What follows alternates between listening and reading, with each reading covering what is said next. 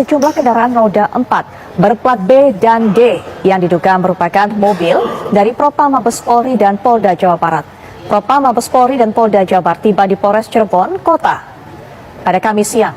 Nah, informasi yang didapatkan dari tim lapangan, Propam Polri didampingi oleh Polda Jawa Barat melakukan pemeriksaan terhadap kasus kematian Vina dan Eki pada 2016 silam.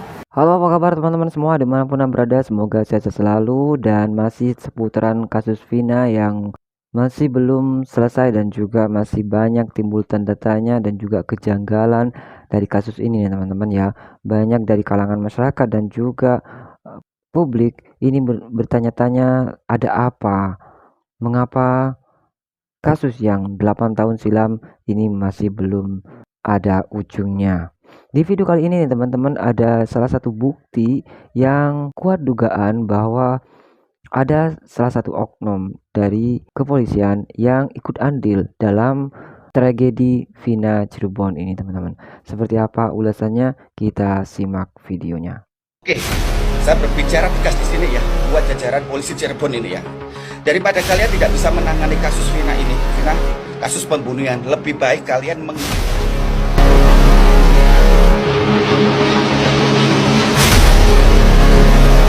Propam Mabes Polri gelar pemeriksaan dan sambangi Polres Cirebon. Ibtu Rudiana positif dinyatakan terlibat dalam kasus Vina Cirebon akibat sepak terjang kasus yang sedang menjerat dirinya. Ayah almarhum Rizky alias Eki, Ibtu Rudiana, kini diperiksa Propam Mabes Polri terkait penyidikan kasus pembunuhan Vina 2016 silam.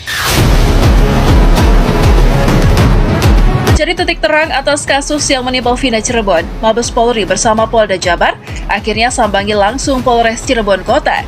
Munculnya kabar atas keterlibatan Ibtu Rudiana, ayah almarhum dari Eki ini rupanya cukup menyita perhatian publik. Bukan tanpa sebab, motif dibalik kasus Vina dan Eki ini faktanya korban dari sepak terjang Ibtu Rudiana dalam bisnis penyelundupan narkoba saat 2016 tahun lalu. Terlihat Propam Mabes Polri datangi Polres Cirebon. Di sana terdapat beberapa polisi yang bertugas tak terkecuali Ibtu Rudiana. Ketua Bareskrim menjelaskan duduk perkara saat ini pemeriksaan Ibtu Rudiana selaku anggota kepolisian. Benar adanya jika ayah dari almarhum Eki tersebut terlibat dalam kasus bandar narkoba. Dia mengatakan terdapat poin-poin yang bisa digali penyidik saat Propam Polri memeriksa Ibtu Rudiana. Selain ia terjerat kasus penyelundupan narkoba, Ibtu Rudiana juga mempunyai backing yang kuat hingga bandar besar di belakangnya. Kaitkan dengan kasus yang saat ini ramai soal Vina Cirebon, Ibtu Rudiana dan sebagian rekan polisi lainnya juga terindikasi terima suap dalam kasus ini. Lantas, tindakan apa yang dilakukan Propam Mabes Polri terhadap Ibtu Rudiana? Dinyatakan terjerat dalam kasus narkoba, Rudiana juga divonis telah melanggar etika hukum. Terlebih kasus Vina ini merupakan siasat Ibtu Rudiana untuk mengelabui kasus yang sedang menjerat dirinya beberapa tahun lalu. Sehingga ia rela mengorbankan anaknya sendiri dan orang-orang yang justru tidak terlibat dalam kasus ini. Hal tersebut diketahui saat Propam Mabes Polri sambangi langsung Polres Cirebon Kota tempat Ibtu Rudiana bekerja.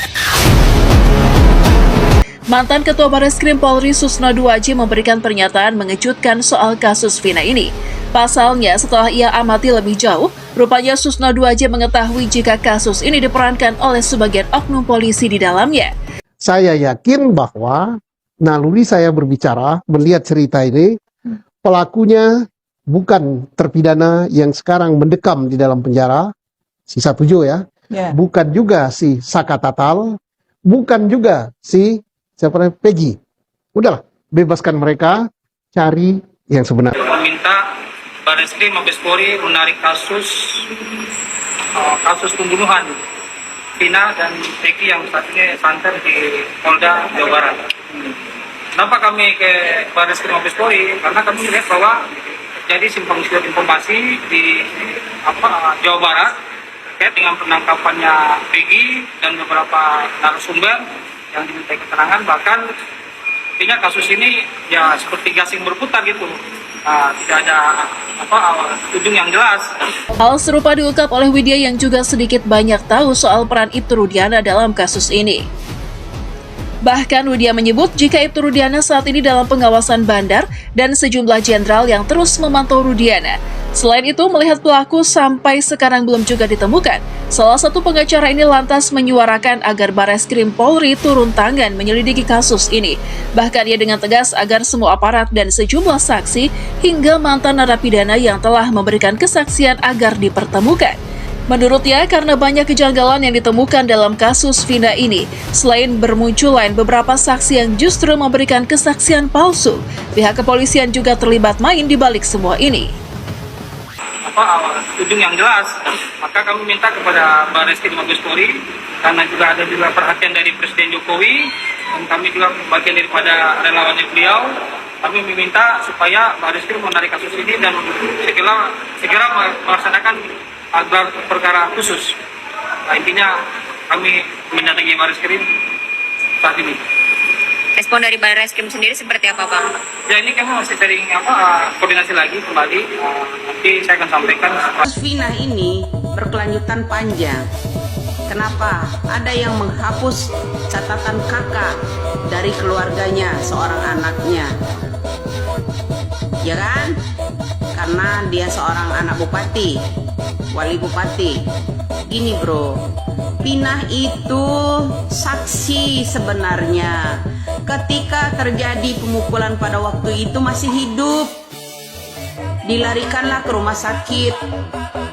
Kenapa tiba-tiba sampai di rumah sakit itu dia masih bicara? Kok ditangani oleh orang-orang di rumah sakit itu, dia kok bisa meninggal? Itu bro, itu masih sempat dilarikan ke rumah sakit. Vina itu masih hidup. Paham? Lagi pula gini, kawan-kawan geng motor itu kan tim sesnya banyak. Salah satunya ya ketika yang namanya Bapak Sunjaya itu sebelum jadi bupati. Ya makanya tahu kawan-kawan Peggy Setiawan itu. Tahu betul, boleh dites DNA dong. Ya. Nah, Bapak Sunjaya ini ya memiliki banyak anak, salah satunya Peggy Setiawan itu. Ya. Kenapa tiba-tiba dihapus? Ya, karena Vina mengetahuinya. Lalu Vina ketika di rumah sakit masih bisa bersuara, diakalin supaya dia tidak bisa bicara. Ya tak? Nah, seharusnya pihak rumah sakit juga kepolisian ya menginterogasi di mana Vina itu dilarikan pada waktu itu. Setidaknya memberikan informasi untuk negara ini, orang-orang yang menangani Vina ketika di rumah sakit.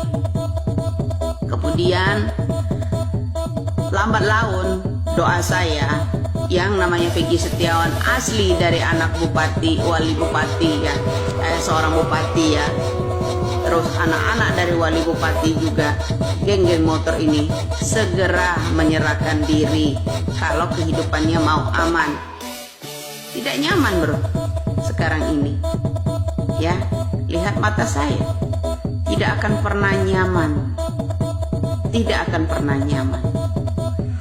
Karena saya tahu betul yang namanya Sunjaya.